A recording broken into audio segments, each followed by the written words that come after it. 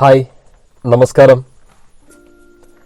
എൻ്റെ എല്ലാ പ്രിയ വിദ്യാർത്ഥികൾക്കും നമ്മുടെ മറ്റൊരു ഓൺലൈൻ സെഷനിലേക്ക് ഹൃദ്യമായ സ്വാഗതം. We have been facing such a pandemic for the last 1.5 years.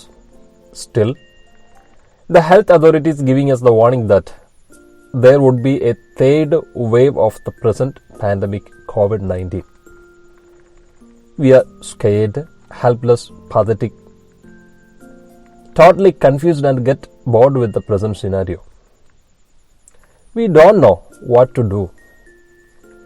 What will be our future? How to overcome this situation? It's a dilemma, isn't it? The fourth unit from your +1 English textbook related to such a situation, like the title, Braving the Hazards. It tells us how to face a crisis with courage, how to deal with it in a scientific way.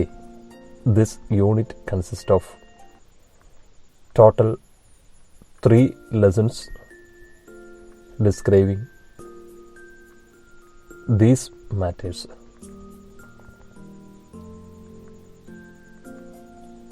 An essay, a short story, and a poem. The essay is Disasters and Disaster Management in India, written by Anjana Majumdar. The second one is a short story written by A.J. Cronin, titled The Serang of Ranaganji.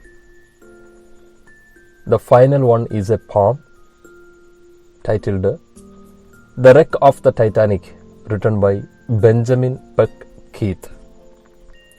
അപ്പോൾ ദുരന്ത നിവാരണത്തെക്കുറിച്ച് ചർച്ച ചെയ്യുന്ന ഒരു യൂണിറ്റാണ് നമുക്ക് fourth യൂണിറ്റായിട്ട് പഠിക്കാനുള്ളത്.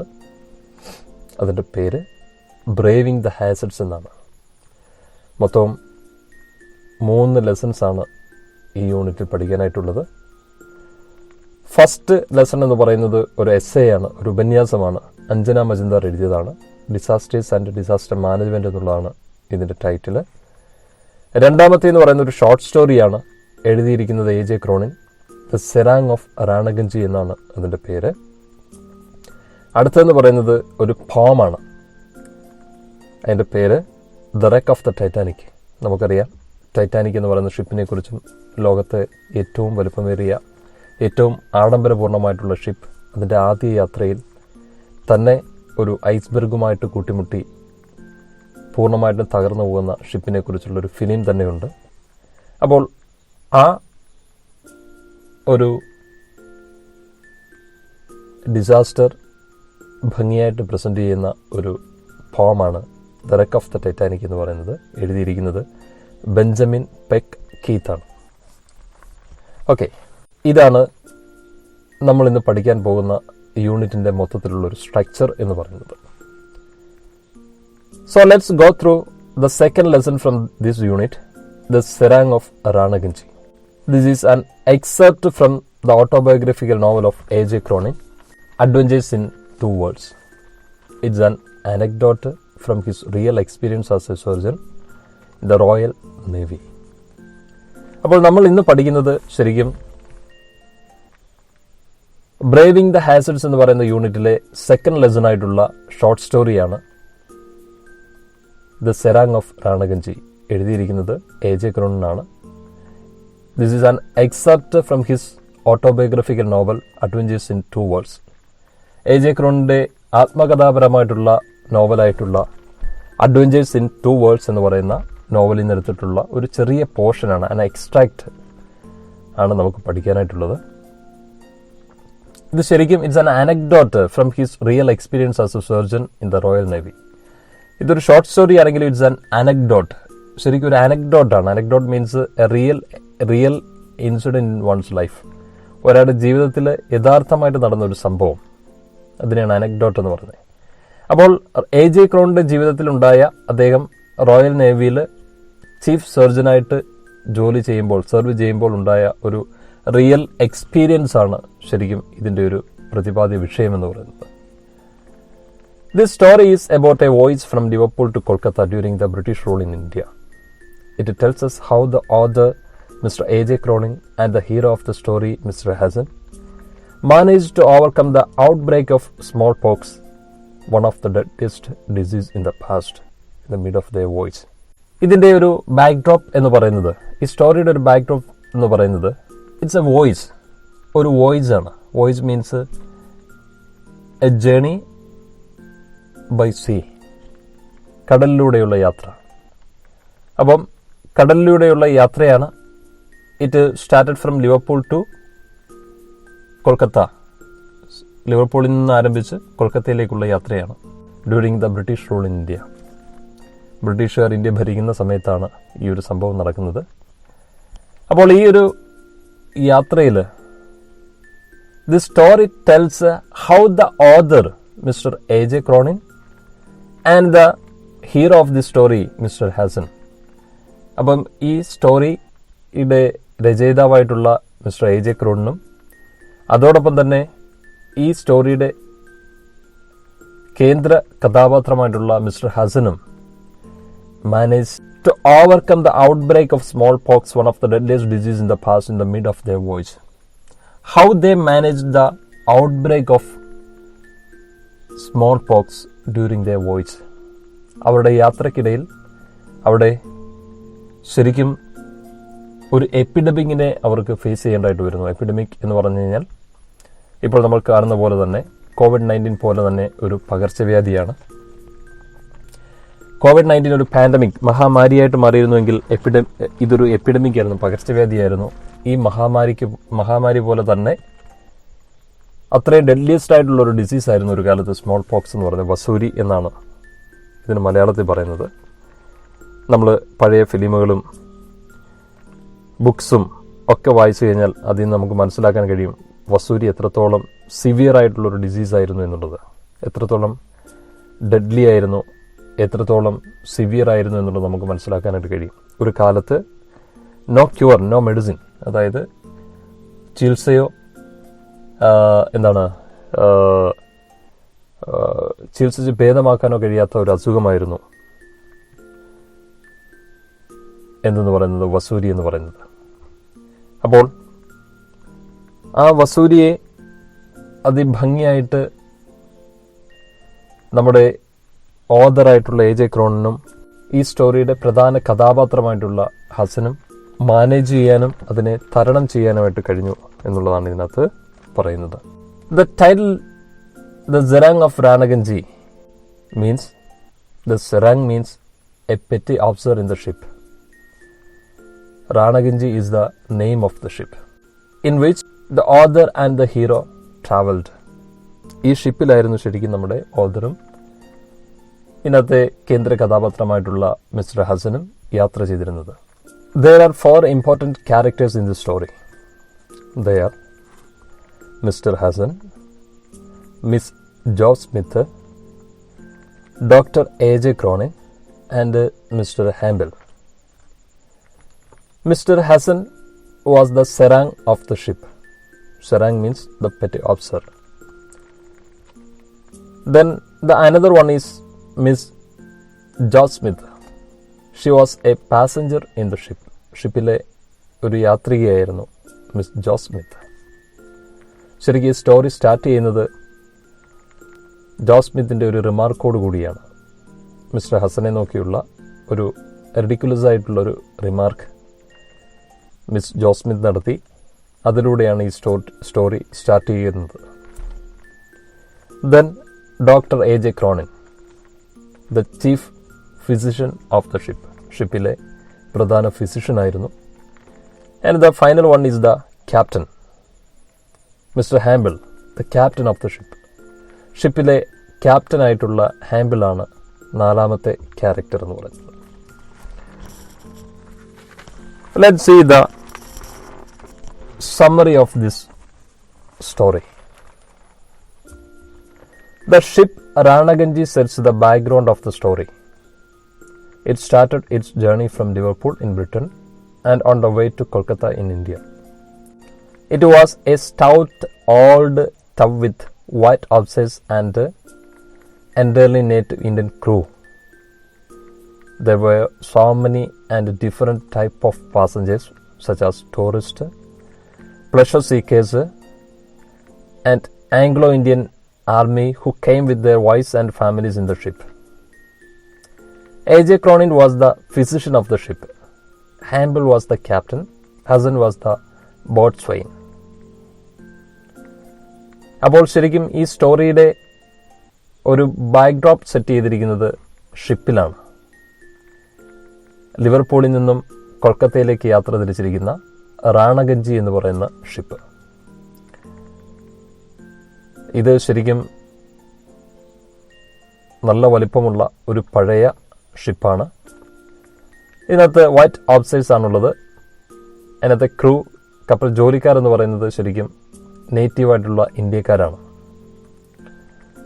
അപ്പം ഈ യാത്രയിൽ ഒരുപാട് പാസഞ്ചേഴ്സ് ഉണ്ട്. Different types of പാസഞ്ചേഴ്സാണ്.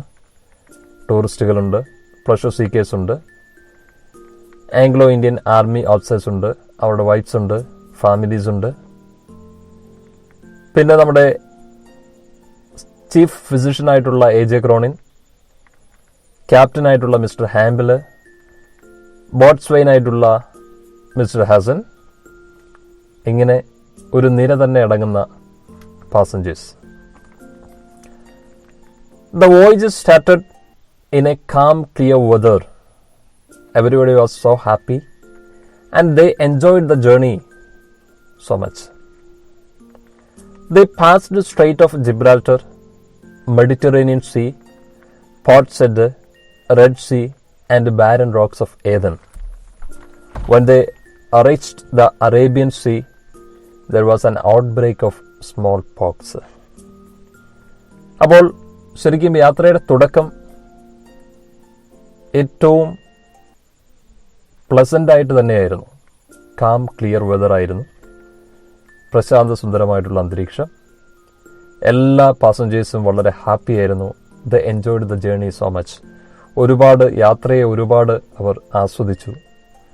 അവർ പല സ്ഥലങ്ങൾ പാസ് ചെയ്തു. Strait of Gibraltar, Mediterranean sea, port Said, red sea, barren rocks of Aden, ഇതെല്ലാം അവർ പാസ് ചെയ്ത മേഖലയിലാണ്. But when they reach the Arabian sea there was an outbreak of small pox. പക്ഷേ Arabian സീയിൽ എത്തിക്കഴിഞ്ഞപ്പോൾ അതിഭീകരമായിട്ടുള്ള ഒരു എപ്പിഡമിക്കിൻ്റെ തുടക്കം അവിടെ വെച്ച് ആരംഭിക്കുകയാണ്. സ്മോൾ പോക്സ് എന്ന് പറയുന്ന പകർച്ചവ്യാധി അവിടെ പൊട്ടിപ്പുറപ്പെടുന്നു. Mr. Hassan, the Serang of the ship, informed the author about the symptoms of smallpox in 2 lesser deckhands. അപ്പോൾ ഈ വിവരം mister Hasan the serang of the ship informed the author. നമ്മുടെ ഓഥറിനെ ആദ്യമായിട്ട് അറിയിക്കുന്നത് മിസ്റ്റർ ഹസനാണ്. നമ്മൾ നേരത്തെ പറഞ്ഞു ഹു വാസ് ഹി, ആരായിരുന്നു മിസ്റ്റർ ഹസൻ എന്നുള്ളത്.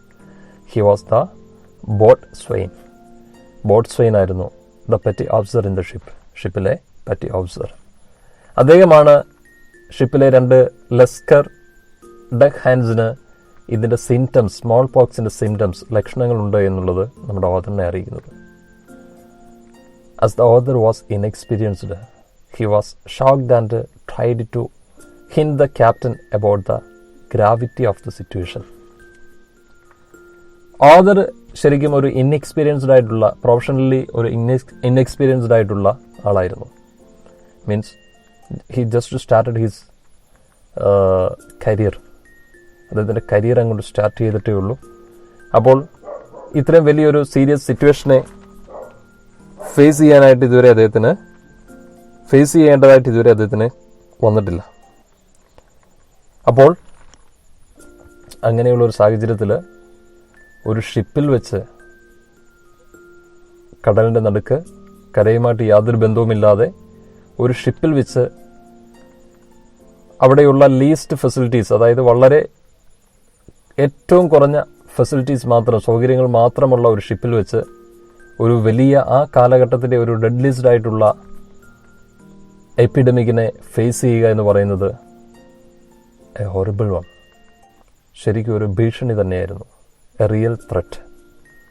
ശരിക്കും ഒരു ഭീഷണി തന്നെയായിരുന്നു. He informed the captain about the gravity of the situation.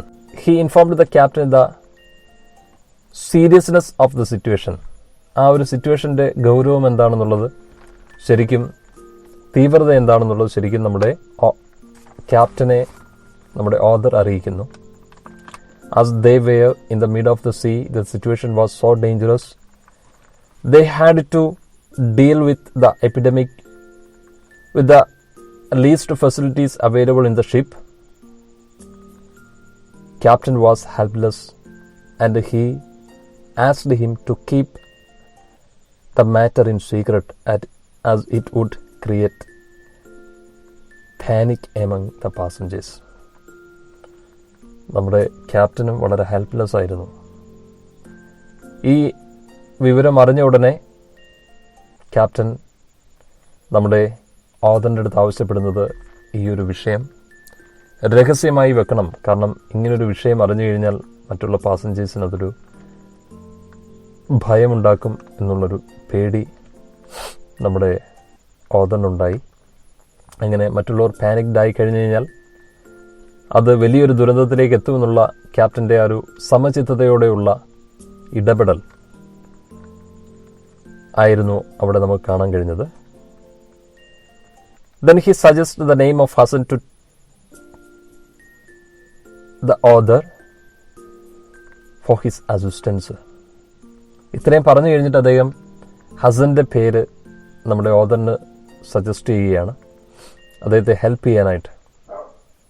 Then the result was unbelievable.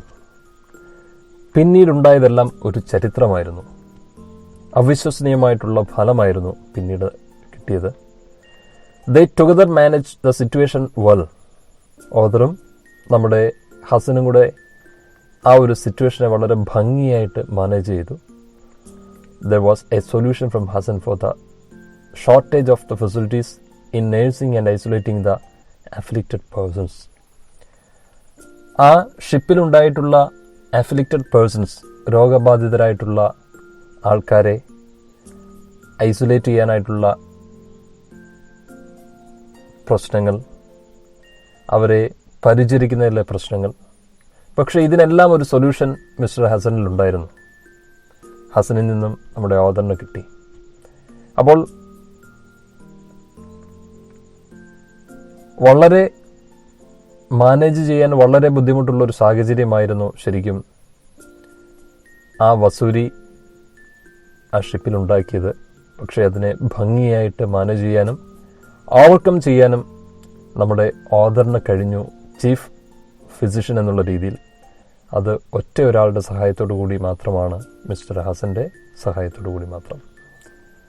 അപ്പോൾ ഇത് എങ്ങനെ മാനേജ് ചെയ്തു എന്നുള്ളതാണ് ഇതിൻ്റെ ഒരു പ്രധാനപ്പെട്ട തീം എന്ന് പറയുന്നത്.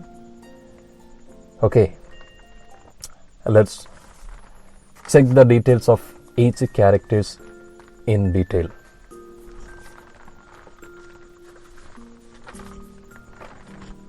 Hassan is the most important character of this story, the hero of this story. He was the boatswain in the ship, the Ranaganji. Ranaganji എന്ന ഷിപ്പിലെ ബോട്ട്സ്വൈൻ ആയിരുന്നു Hasan. He hailed from Punjab when his parents wanted to southern India. He was left alone and had taken to seafaring life. Punjab സ്വദേശിയാണ്. Parents moved to southern India. Then he was left alone and taken the seafaring life.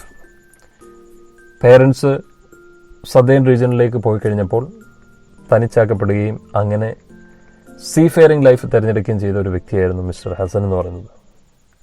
He was short in size, very ugly with short legs and a large disproportionate head. വലിയ ഉയരമൊന്നുമില്ല, അല്പ വിരൂപ രൂപമാണ്. Short legs, കാലുകൾക്ക് നീളം കുറവാണ്. Large ഡിസ്പ്രൊപ്പോർഷനേറ്റ് head. അപ്പം തലയെന്ന് പറയുന്നത് ശരീര വലുപ്പത്തെക്കാട്ടിലും കൂടി നിൽക്കുന്ന,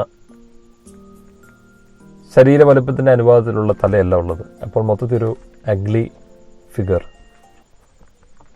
He had no fondness for speech. He had 40 years of seafaring life. അധികം സംസാരിക്കുന്ന പ്രകൃതമായിരുന്നില്ല ഹസൻ്റെ.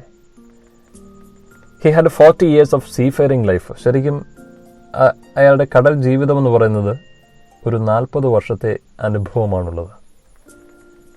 He had no family, no relative, no friends, no place on shore, never married, neither money nor property. He never wanted to save money. ഒരുപാട് specialities ഉള്ള ഒരു വ്യക്തിയായിരുന്നു ഹസൻ എന്ന് പറയുന്നത്. Family ഇല്ല, friends ഇല്ല, റിലേറ്റീവ്സ് ഇല്ല, കരയിൽ ഒരു തുണ്ട് ഭൂമിയില്ല, പൈസ ഇല്ല, സേവിങ്സ് ഇല്ല, പ്രോപ്പർട്ടി ഇല്ല, കല്യാണം കഴിച്ചിട്ടില്ല. He wanted to live with his meager earnings. Moreover that, he wanted to live with his meager earnings. തനിക്കുള്ള ചെറിയ വരുമാനം കൊണ്ട് സാറ്റിസ്ഫൈഡ് ആയിട്ട് ജീവിക്കാൻ ആഗ്രഹിക്കുന്ന ഒരു മഹാനായിട്ടുള്ള വ്യക്തിയായിരുന്നു mister Hassan. He didn't want an extra pay for his service. സാധാരണ നമുക്കൊക്കെ അറിയാം, ഒരു സാധാരണ ഓഫീസേഴ്സൊക്കെ എന്തെങ്കിലും ഒരു അധിക സേവനം ചെയ്തു കഴിഞ്ഞാൽ അതിന് അധിക വേതനം ആവശ്യപ്പെടുന്ന ഒരു കാലഘട്ടത്തിലാണ് നമ്മൾ ജീവിക്കുന്നത്. പക്ഷേ ഇവിടെ ഒരിക്കലും ഹസനിൽ നിന്നും അങ്ങനെയൊരു ഡിമാൻഡ് ഉണ്ടായിട്ടേയില്ല. He developed a simple way of living. ലളിത ജീവിതമായിരുന്നു.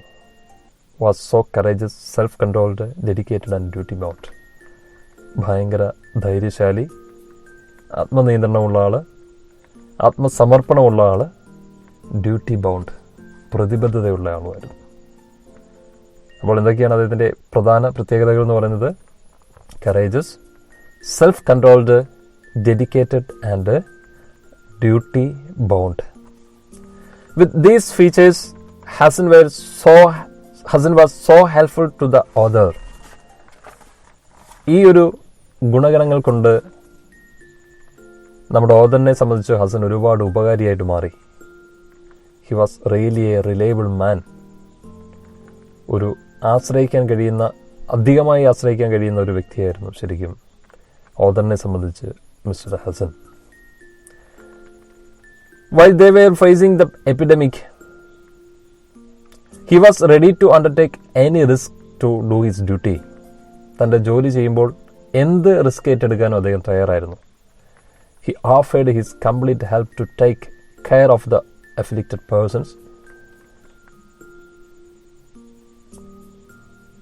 to isolate them properly, and even to do the last rites of the dead persons. ശരിക്കും അദ്ദേഹം അസുഖബാധിതരായിട്ടുള്ള ആൾക്കാരുടെ പരിചരണം ഏറ്റെടുത്തു. അവരെ ഭംഗിയായിട്ട് ക്വാറന്റൈൻ ചെയ്യാനായിട്ട് കഴിഞ്ഞു. അതുമാത്രമല്ല, ഇനി മരിച്ച ആൾക്കാരുടെ അവസാന ചടങ്ങുകൾ, മരണാനന്തര ചടങ്ങുകൾ, ബോഡി മറവ് ചെയ്യുമ്പോഴുള്ള ചടങ്ങുകൾ വരെ നിർവഹിക്കാനായിട്ട് അദ്ദേഹം തയ്യാറായി. He was a Muslim by religion, but his secular perception was so visible while he was performing the last rituals. മുസ്ലിം ആയിരുന്നിട്ട് കൂടി അദ്ദേഹത്തിനൊരു സെക്കുലർ പെർസെപ്ഷൻ ആയിരുന്നു. അദ്ദേഹത്തിൻ്റെ കാഴ്ചപ്പാട് വളരെ സെക്കുലറായിരുന്നു, മതേതരമായിരുന്നു.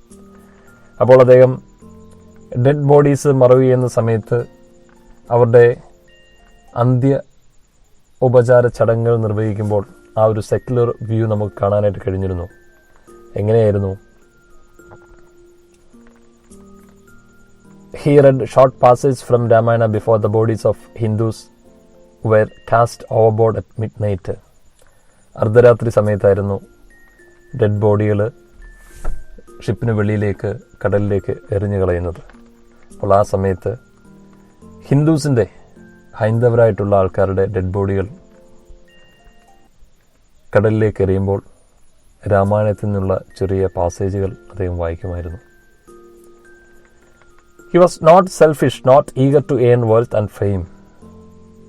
അദ്ദേഹം ഒരിക്കലും ഒരു സെൽഫിഷ് ആയിരുന്നില്ല. അധികമായി സമ്പത്തോ പ്രശസ്തി നേടാൻ ആഗ്രഹിച്ചിരുന്നില്ല. He rejected the offer made by the author for recommending the authority to increase his pay according to the extra effort taken by him. താൻ എടുക്കുന്ന അധിക പ്രയത്നത്തിന് അധിക വേതനം നൽകാനായിട്ട് അതോറിറ്റിയുടെ അടുത്ത് ശുപാർശ ചെയ്യാമെന്ന് ഓതർ പറഞ്ഞപ്പോൾ ഹി ഔട്ട്റൈറ്റ്ലി റിജക്റ്റഡ് ഇറ്റ്. അത് അന്നേരം തന്നെ നിഷേധിക്കാനായിട്ട് Hasan തയ്യാറാകുകയാണ്.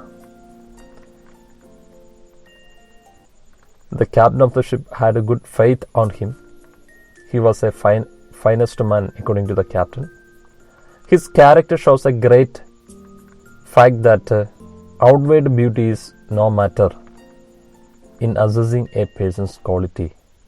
He is not fair in looks but proved as a diamond by deeds. ക്യാപ്റ്റൻ്റെ അഭിപ്രായത്തിൽ ഏറ്റവും നല്ല ഒരു വ്യക്തിത്വത്തിന് ഉടമയായിരുന്നു മിസ്റ്റർ ഹസൻ എന്ന് പറയുന്നത്. അപ്പോൾ ശരിക്കും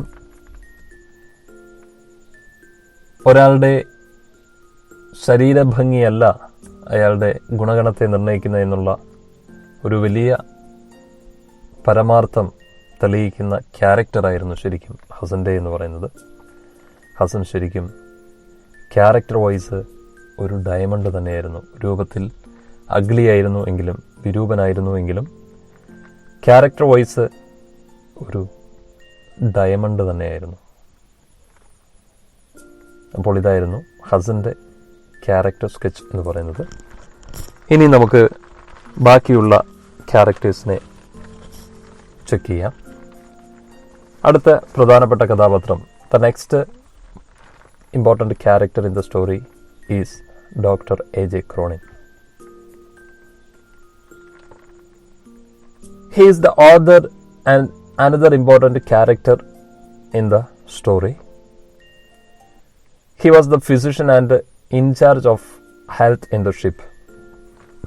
Though he was inexperienced in profession, he was able to tackle a very great dangerous situation with the help of Hassan, the petty officer in the ship. He was very brave, sincere and completely devoted to profession. He was able to distinguish between what was good and what was bad. He was so sympathetic and compassionate. His selfless and brave service helped the captain to bring the epidemic under control and take the ship to shore safely. അപ്പോൾ ഇതാണ് A.J. Croninൻ്റെ character sketch എന്ന് പറയുന്നത്.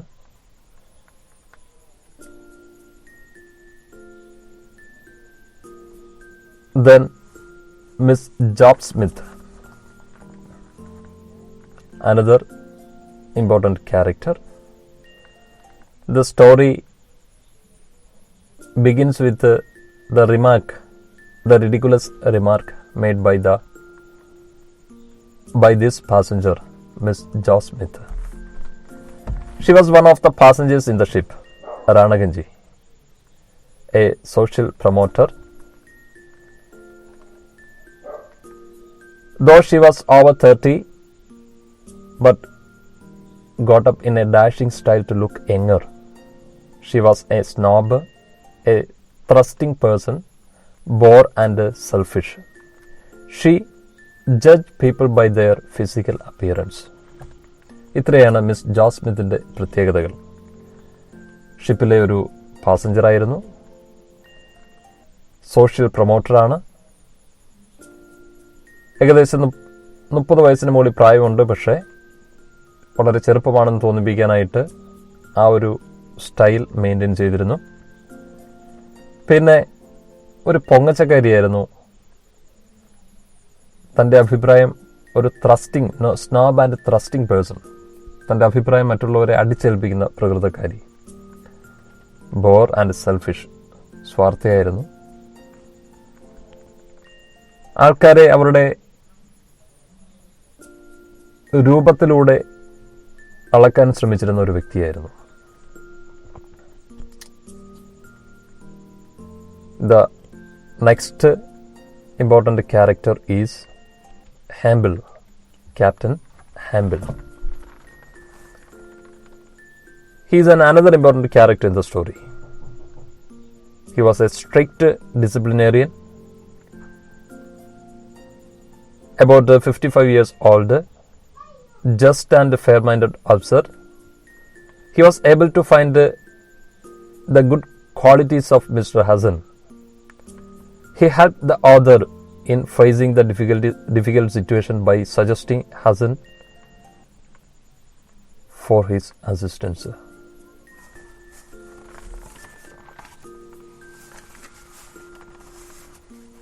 അപ്പോൾ ഇത്രയാണ് mister ഹാമ്പിളിൻ്റെ character sketch.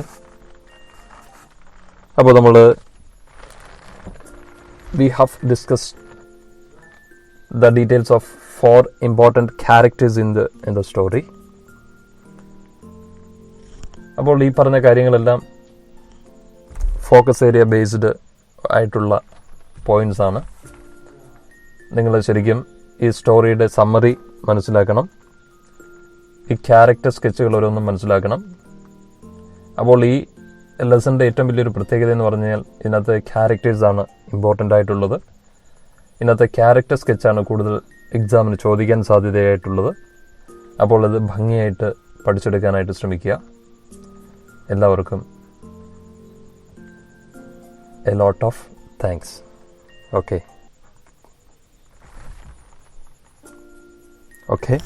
Thank you.